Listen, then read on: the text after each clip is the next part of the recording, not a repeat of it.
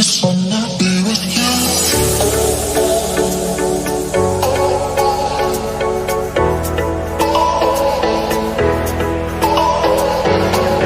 All right, YouTube, I forgot about you.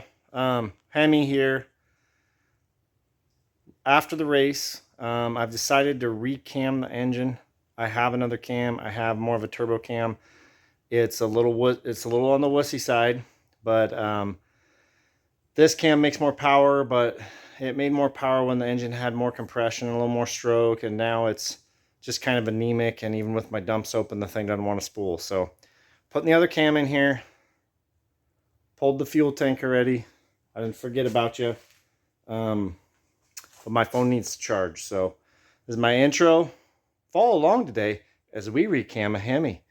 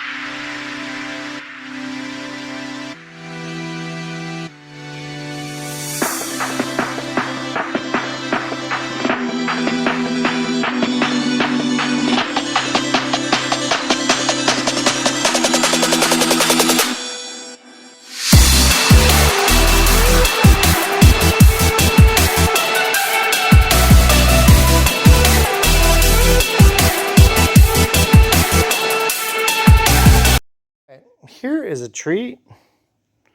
One of these doesn't look like the other.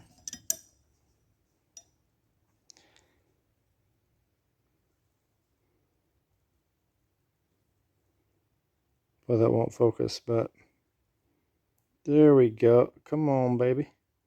Come on with it.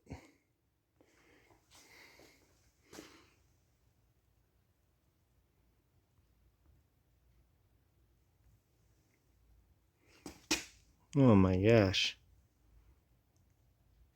Here we go. Usually it'll start messing up the edge, but this thing caught right before it burnt. This is what a burnt push rod looks like. They call it a burnt push rod, but you can see that it's all hot. It got way hot, and then it did this to the adjuster on the rocker arm. So literally, I mean, one more burnout would have all been junk right there. Kick the push rod. But I like that because, man, that thing is a sweet catch. So got the cam out. This is a 6-bolt fuel cam hub. There's a 3-pin, a 3-bolt, 2-pin. This RCD stuff. So I already have a video up on degreeing one of these. Got the new cam in there. Gonna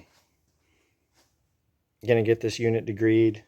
It's already given me a headache because I was just thinking I got to use that degree wheel, that RCD degree wheel, and I'm not gonna do it tonight because I'm already tired and I got to have my wits about me.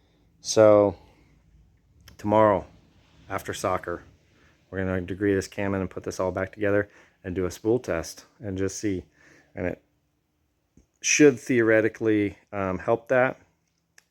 The intro to this I kind of touched on a little bit, but this cam that was in here was a 299, 296 at 50 thousandths cam. So it's like a good 9,500 RPM cam. The cam that's in there is something I had Cam Motion make me. This cam core is weird. Nobody makes them really anymore for like a turbo grind. They're all blower cam cores, which are big duration. And so Cam Motion has billet cores that they can use. This is a 271, 274 at 50. It's kind of small. But one of the things that killed this is, let me show you guys the heads. We have these massive fuel ports, and they're just massive. I think they're bigger than fathead ports. I'm almost sure of it because there's no 10th bolt hole here. But we lost a 1.5 compression. This thing was almost 12-to-1 when it had a 4.5-inch stroke. But because it's a standard cam height, the connecting rods had to be super clearanced for the stroke, and it always worried me. So I put a 415 stroke in here, which just killed compression. I got a longer rod and everything, but without that stroke, it dropped it. And these massive chambers that these fuel heads have require a huge dome. And I can't get the piston any closer to the head because when it rocks in the bore at top dead center, it'll start kissing and eyebrowing the chamber. So I've already had that happen. And I just put a little thicker head gasket in there because the connecting rods grow and yada yada. Anyway, this thing is just anemic, and it will not, with these massive ports, with a massive cam, it makes no power at 1500, 2000, 3000 RPM. And it just cannot, even with 40 pounds of converter pressure with my dumps open, it just cannot spool those turbos. So it's kind of sad. This cam, it only has like 1.5 inches of vacuum, maybe 2 inches at an idle. It just runs terribly. But this cam on a 120 should have some really good idle characteristics. And yeah, it should just be a completely different engine. So where I shift the car and stuff, I don't need a massive cam, but when you get that thing up in the RPM, it just runs good. So all that stuff's got to be matched. You know, that's just, everyone kind of knows that, but, I just keep throwing different parts at this thing, and I like learning. So, people say you can't do this and can't do that, and I'm going to find out why. But I've had that cam in here for 1.5 years, and, I was really disappointed with the performance of this engine as soon as I knocked the compression out of it. I thought it was the cam's fault, and I put the other cam in between a race, and I just never took it back out. So, here we go. So I only got 3 weeks to get ready for the next race. This is just the first thing we got to do. We got to get the motorhome ready. So, hell yeah. All right. So to finish up with the cam install, I finally got around to spool testing this thing. It's been like, I don't know, a week and a half. I've been doing 4 sports and 2 kids, and it's just a lot.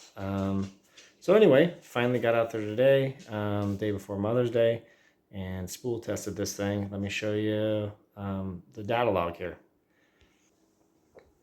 All right, so a little hard to see here, but this dash line is a different tune up from the race, and that's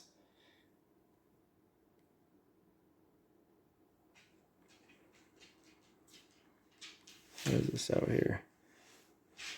If you look up here, it's 3.6 seconds longer to get to the chip.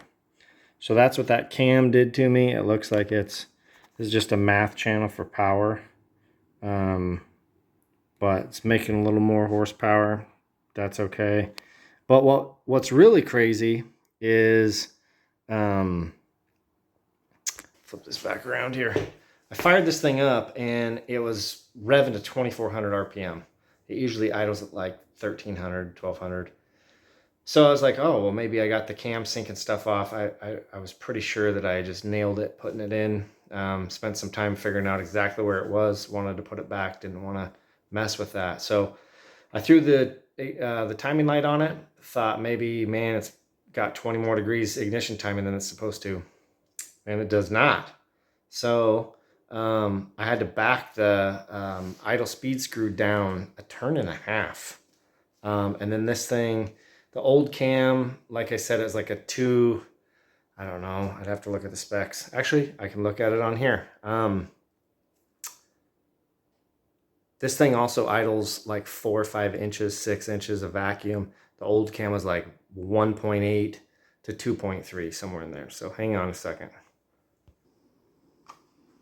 All right, so here is the old cam, and the important events are the intake valve opening, exhaust valve closing. Those are intake valve closing. Those are all the important events. So cylinder pressure is what makes power, and the more you can manipulate that, when they talk about like, oh, having the right spec cam, well, they're talking about having the right spec cam for the compression ratio and the heads and everything else you got cooking.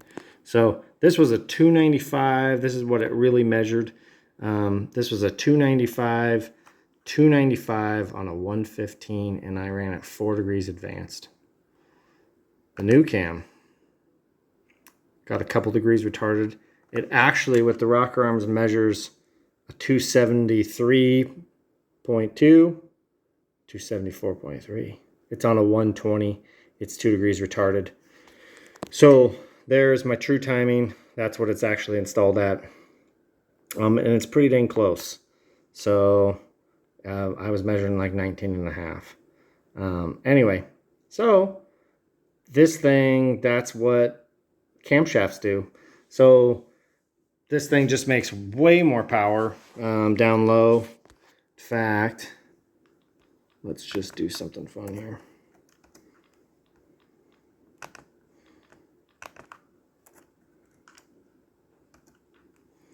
So this is usable RPM here. And this thing, you know, people dog desktop dynos, but I like them. What else do you got? So this is, this is the old cam. And if you look at the 5,000 RPM mark and above, we're just going to zoom in right here. That's what we're dealing with power. Let's go check out this one. Now, there's not significant gains here. But when I talk about engine vacuum, and you give an engine what they want, engine vacuum is a direct reflector of how good an engine's running. When I used to turn carbureted stuff, engine vacuum is like a direct reflection of how good that thing's running. So you talk about giving an engine what they want. Well, that's exactly what you should be looking at. And big cams don't have good vacuum. And I don't care about drivability because it's a solid block billet head. I mean, where are you going to drive it to? Anyway, so just to close this up, I wish I had a little bigger cam than the one that's in there, but it runs good, and I just shaved 4 seconds off almost 4 seconds off my spool up time, which is significant. So my tranny didn't even get warm. I was like baking the fluid. So even though my car's all crashed up, this was a great thing to do, and worth the time. And now it's thrash and get ready for the next race, which is like 2 weeks from today. See ya.